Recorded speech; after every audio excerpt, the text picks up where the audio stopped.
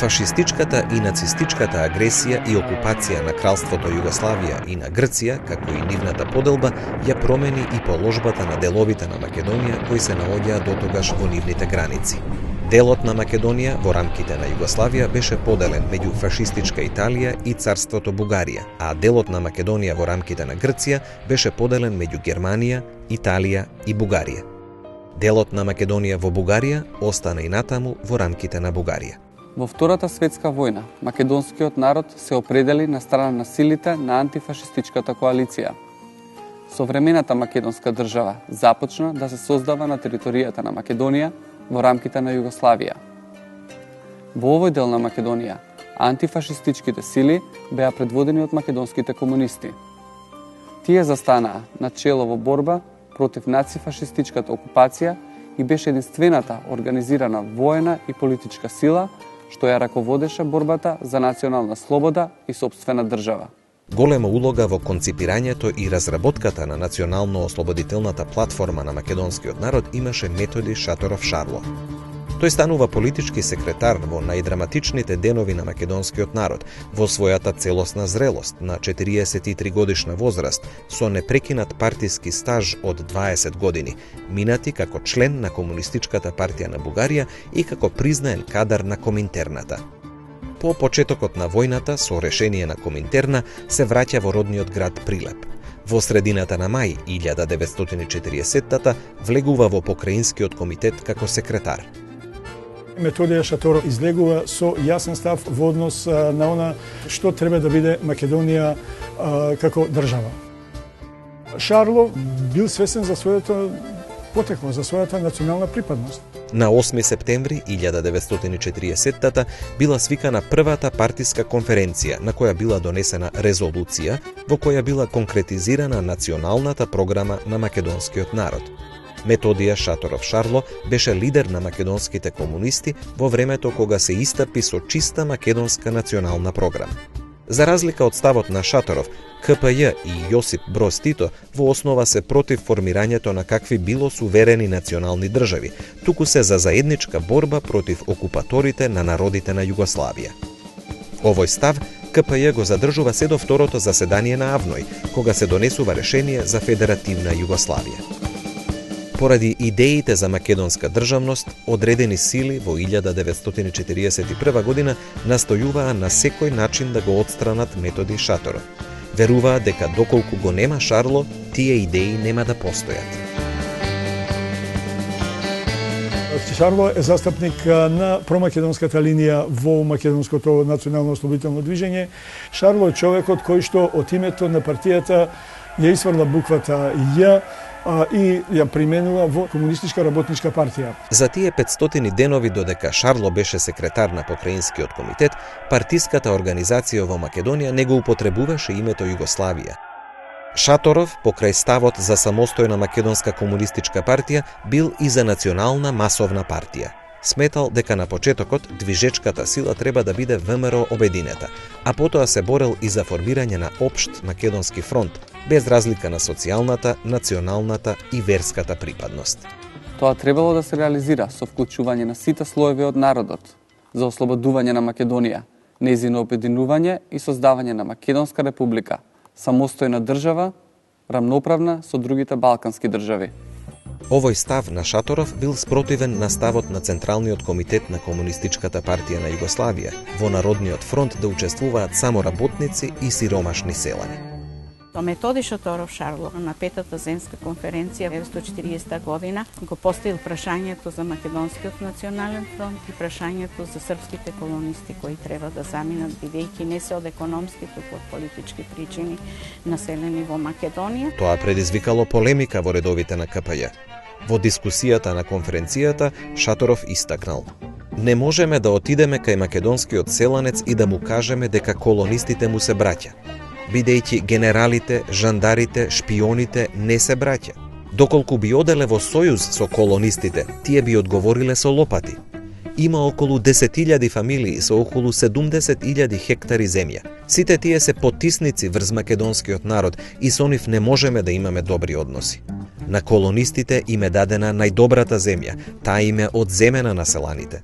Во Македонија има малку земја, затоа бараме колонистите да се иселат во Србија, а земјата да им се даде на македонските селани.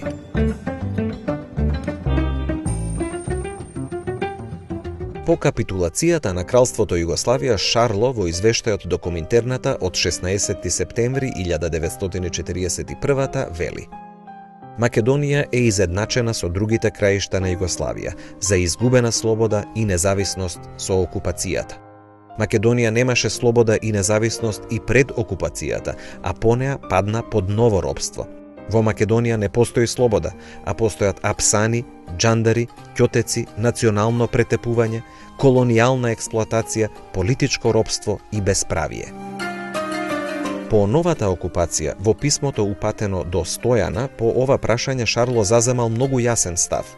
Одговорот е само еден: да се обединат сите македонци и други народности во Македонија за општо свое право за слобода и рамноправност, но не цепење на македонската земја и македонскиот народ. Покраинскиот комитет и Методија Шаторов Шарло се категорични во барањето да се води борба за обединување на Македонија. Во прогласот од јули 1941 се истакнува: Бугарската власт, како на мајтап вели, ослободивме ве поробени браќа. Но слободата за која сте се бореле 50 години не е добиена. Вие добивте ново робство, ново насилие, нов терор.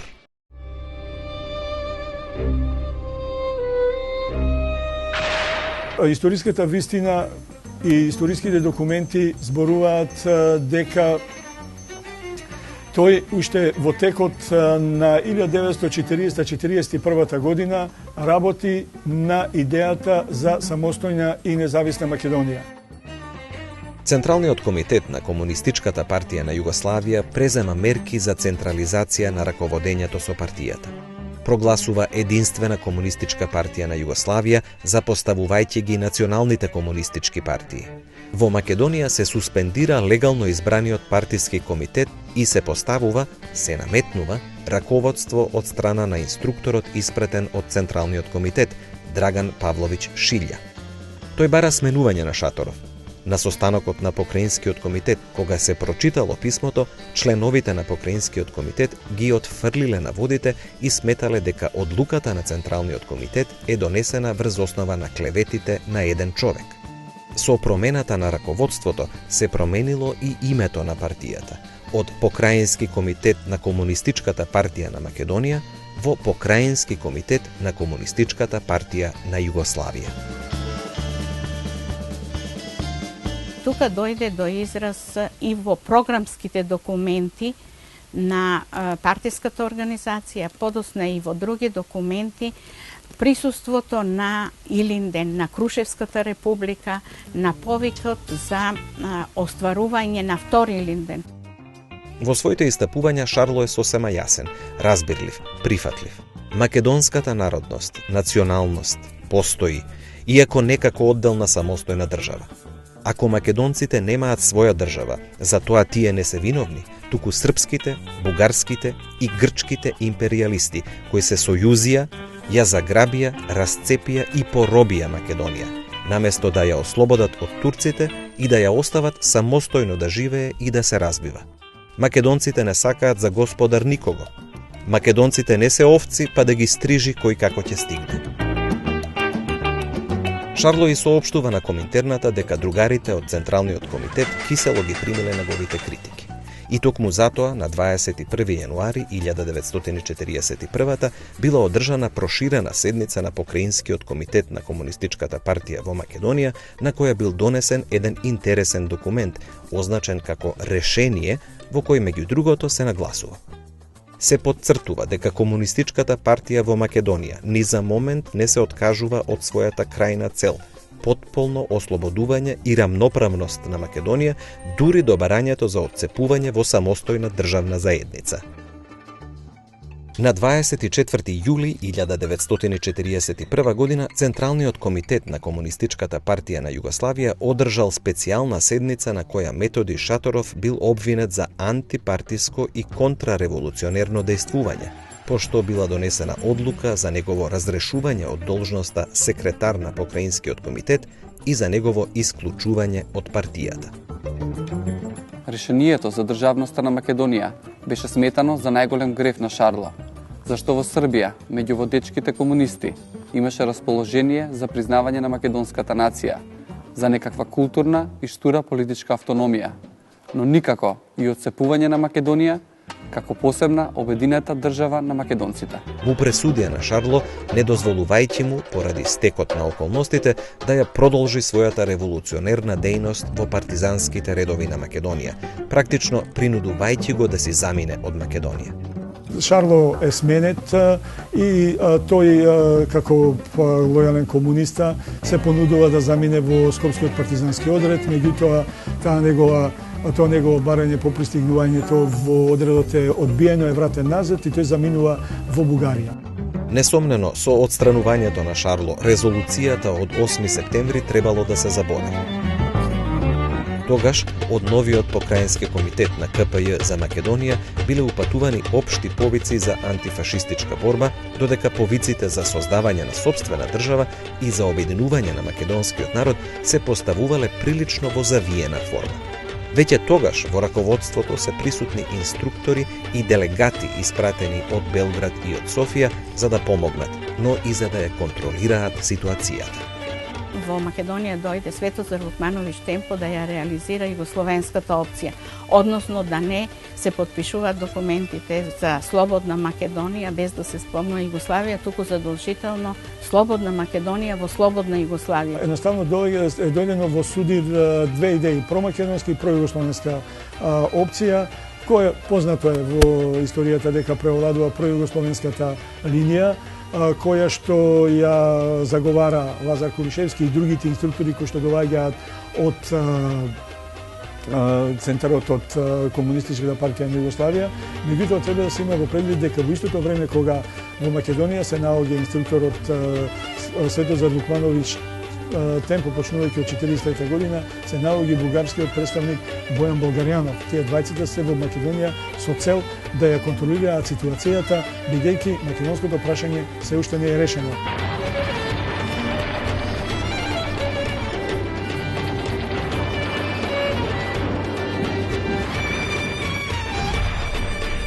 Истакнати македонски интелектуалци и антифашисти, членови на АНОК, поднесоа приговор во однос на идејата за пројугословенската иднина на Македонија. Тие, иднината на Македонија ја гледаа во самостојна, независна и обединета Македонија или во Балканска федерација.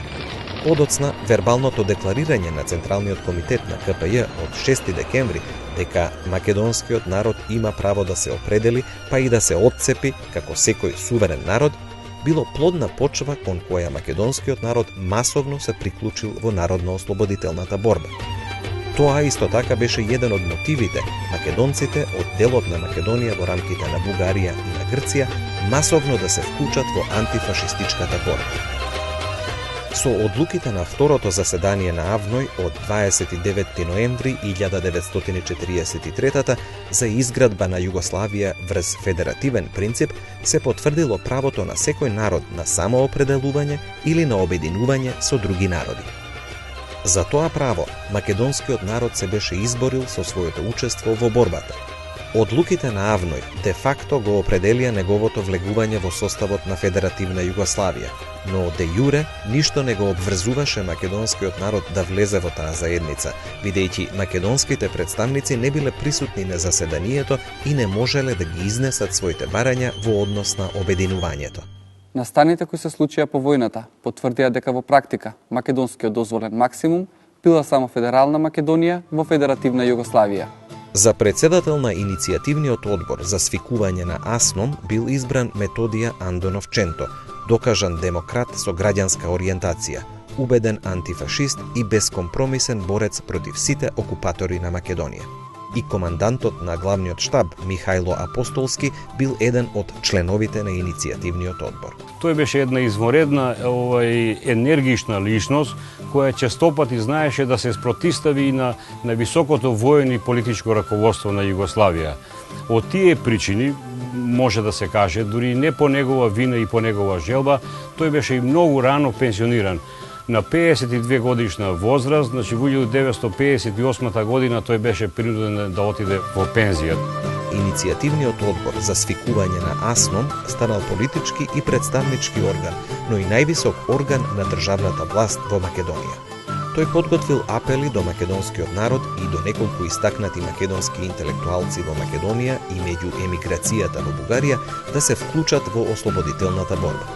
Понатаму, врз себе ја презел одговорноста да разговара со врховното југословенско раководство, односно со Јосип Броз Тито и Националниот комитет за ослободување на Југославија за иднината на Македонија во Југословенската федерација, но и за обединувањето на македонскиот народ. Делегацијата во состав Методија Андонов Ченто, Емануел Чучков и Кирил Петрушев оди на островот Вис. Таму, во јуни 1944 бил одржан состанок на Политбирото на Централниот комитет на КПЈ и на Националниот комитет. На дневниот ред биле две точки – известувањето на иницијативниот одбор и македонското прашање. На крајот, Ченто го поставил прашањето како да се воспостави врската со македонците во Егејскиот и Пиринскиот дел на Македонија и предложил Националниот комитет да издаде меморандум за Македонија, од кој ќе се види дека македонскиот народ се бори и за остварување на правото за свое обединување. Но прашањата за воспоставување врски со Егејскиот и Пиринскиот дел на Македонија и издавањето меморандум за Македонија од страна на Националниот комитет биле премолчени во дискусијата. Представниците на Националниот комитет за ослободување на Југославија сметале дека би било прерано поставување на националниот стремеж на македонскиот народ во форма на акционо барање. Тие сметале дека воспоставувањето на прашањето за обединување на македонскиот народ во денешно време би го кочело единството на антихитлеровскиот фронт на Обединетите нации и би ја довело Југославија во целост во неповолна положба и македонскиот народ одделно. Било нагласено дека обединувањето на македонскиот народ може да успее само со непосредно учество на македонскиот народ во вооружената борба и дека само преку таа борба македонскиот народ од сите три дела на Македонија стекнува право на ослободување и самоопределување на целата земја. По состанокот, македонската делегација не била задоволна од заклучоците, за кои Ченто сметал дека се диктирани, а не усогласени. Посебно бил против точка 2, со која не само што Југославија немала право да го истакнува правото на Македонија на обединување, туку и политичкиот врв на Македонија не смеел да го отвора тоа прашање. А треба да се има во предвид дека основната мотивирачка идеја на македонците да влезат, на македонскиот народ, да влезат во народно-ослободителната борба беше обединувањето и формирањето на самостојна македонска држава. За време на разговорите, исто така на површина излегле проблемите настанати меѓу македонците во Грција. Недоразбирањата избиле во однос на забраната на македонците да формираат во Грција македонски партизански единици, забраната да се зборува македонски јазик, непризнавањето на националните права на македонците и други прашања. Членовите на Политбирото на Централниот комитет на КПЈ настојувале, поради меѓународната ситуација и притисокот од Велика Британија, да се изгладат споровите и влијаеле на нашите македонци да не го поставуваат сега прашањето за приклучување на грчките македонци кон Југословенска Македонија. На преспанскиот состанок, одржан на 2 август 1943 се отворил пат за создавање регуларна македонска војска и највисоки органи на народната и државната власт во Македонија. По едногодишните подготовки, првото заседание на АСНОМ се одржало на 2 август 1944 година во манастирот Свети Прохорчински во реонот на Комановско. Почнало со работа во вечерните часови и траело до раните утрински часови. Заседанието беше отворено од најстариот делегат, илинденецот Панко Брашнаров, кој во говорот ги поврза сите претходни борби на македонскиот народ со неговата тековна борба, борбата против нацифашизмот.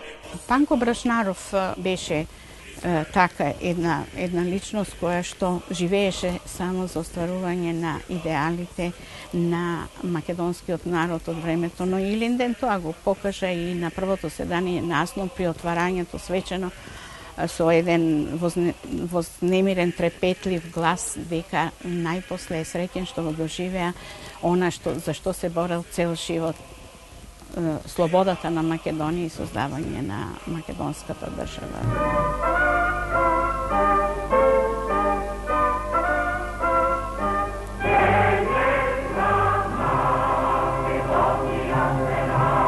Првото заседание на АСНОМ донесе неколку државотворни акти, меѓу кои решението за утврдување на АСНОМ за врховно законодавно и извршно народно представничко тело и највисок орган на државната власт во Македонија. Решението за воведување на македонскиот јазик како службен јазик во македонската држава и решението за прогласување на 2 август за народен и државен празник на Македонија. Имено решенијата имале уставно правно значење. Со нив биле основани највисоките органи на државната власт, кои во основа останаа непроменети во текот на целиот период на екзистирање на македонската држава. Посебно значење имала декларацијата на АСНОМ за основните права на граѓаните на демократска Македонија. Таа прокламирала идна целосна рамноправност на сите граѓани пред законите без оглед на националната, расната, половата и верската припадност. Во вградувањето на овие определби, еден од творците на документите, Владимир Полежиновски, доктор по право од Сорбона, се раководел од нормите на француското право утврдени по победата на Француската револуција. Тоа беше реализирање на долгогодишните сни на македонските револуционери кои што ја започнаа својата борба уште во 19 век за формирање на македонска држава и етаблирање на македонскиот национален идентитет. Присутните делегати ја изразиле суверената волја на целиот македонски народ. Содржината на манифестот на АСНОМ била лоцирана на 3 основни пункта: осврт врз постигнатите резултати, завршување на војната заедно со другите југословенски народи и заземање на консеквентен став за прашањето на обединување на македонскиот народ. Иако последново не се реализирало, сепак бил направен крупен чекор. Доволно е само да се спомене искажаната констатација дека АСНОМ го прокламира пред целиот свет своето праведно и неотстапно барање за обединување на целиот македонски народ врз принципите на самоопределувањето. Првото заседание на АСНОМ добило голем одглас. Факт е дека најмногу забелешки за резултатите од првото заседание на АСНОМ доаѓале во врска со тоа што македонската држава се создавала само на еден дел од етничката територија. Се приговарало дека војната во Македонија и создавањето на државата го водат срби. Ваквите реакции биле поизразени во бугарските кругови. Заседанието добило одглас и кај македонците во Егејска Македонија. Решенијата на АСНОМ ги охрабриле и ги поттикнале за поотворено и порешително поставување на нивните права во Грција. Македонските партизани во текот на војната сите една единствена идеја имале: самостојно обединета и независна Македонија. Решенијата на АСНОМ добро ги прифатила македонската емиграција во Бугарија. Тоа особено дошло до израз по 9 септември 1944 кога капитулирала царска Бугарија. Јасно е дека капитулацијата донесе големо олеснување за македонскиот народ од Пиринска Македонија. Септември 1944 година. Велика дата за Българија. На 9 септември падна фашизмот. Власта премина в рацете на Отечествениот фронт.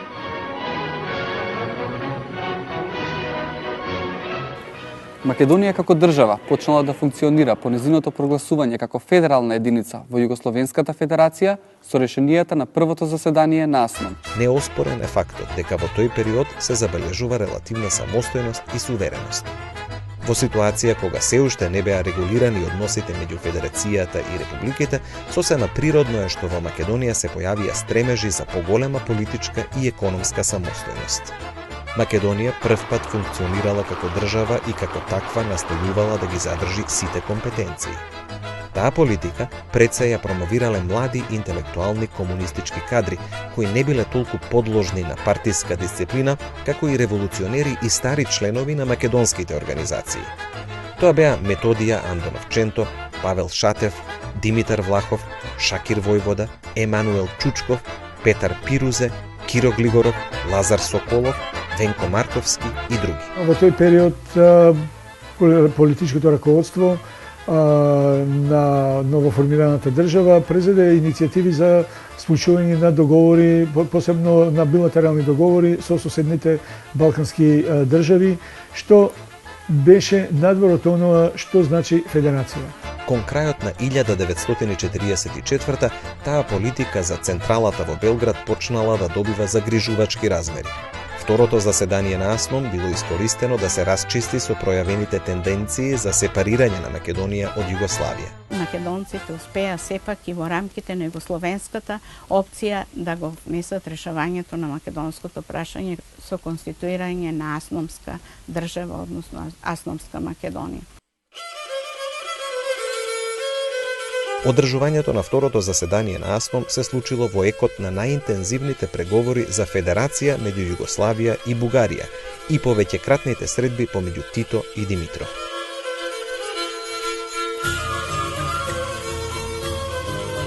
Председателот на Националниот комитет како свој представник го испратил Едвард Карделј. Второто заседание на АСНОМ се одржало од 28 до 30 декември 1944 во Скопје. Во сите изнесени реферати на заседанието воочливо е избегнувањето на прашањето за обединување на Македонија и за формирање независна и самостојна македонска држава. Одеднаш настанал молк во однос на тоа прашање. Едвард Карделј во својот поздравен говор, кој бил подолг и од рефератот на председателот на президиумот на АСНОМ, ги изнел рамките во кои е можно обстојувањето на македонската државност. Посебно го нагласил обстојувањето на Македонија само во јака Југославија, што било предуслов за среќна Македонија без страв за својата слобода и независност. Исклучок од целокупната шаблонизираност на заседанието прават говорите на представниците од деловите на Македонија во рамките на Бугарија и на Грција. Пецо Трајков, како представник од делот на Македонија во рамките на Грција, во својот говор ќе истакне: зар геројското Леринско, Костурско, каде се разгоре таа највеличава епопеја во нашата историја Илинден, Воден, кој ги роди најубавите борци, Кукуш, градот на нашите апостоли Гоце Делчев, на нашиот водач и првоборец Димитар Влахов, зар Пиринска Македонија на учителот и другарот Јане Сандански, зар тие македонски земји ќе ги заборавите? Не, треба да се присоединиме и ние кон вас, кон слободна демократска Македонија во рамките на Титова Југославија, и никој не може да ни го земе тоа право. И Атанас Атанасовски, од делот на Македонија во рамките на Бугарија, истакнал дека целиот македонски народ сака што поскоро да дојде блажен час кога ќе се соединиме со нашите браќа во Македонија, во Титова демократска федеративна Југославија, и да работиме со сите своји сили за изградување на слободна и обединета Македонија. Македонците во текот на антифашистичката и народно-ослободителна борба во Македонија и на Балканот ја покажаа својата подготвеност и решеност под раководство на главниот штаб и под македонско знаме да извојуваат сами сопствената национална слобода и право на своја држава, самостојна, независна или како рамноправна членка во една нова југословенска или балканска федерација. Во нивните редови се наоѓале и антифашистички определените припадници на националностите кои ги прифатиле повиците од раководството на народно-ослободителното движење за заедничка борба и заеднички соживот со македонскиот народ во идната слободна македонска држава.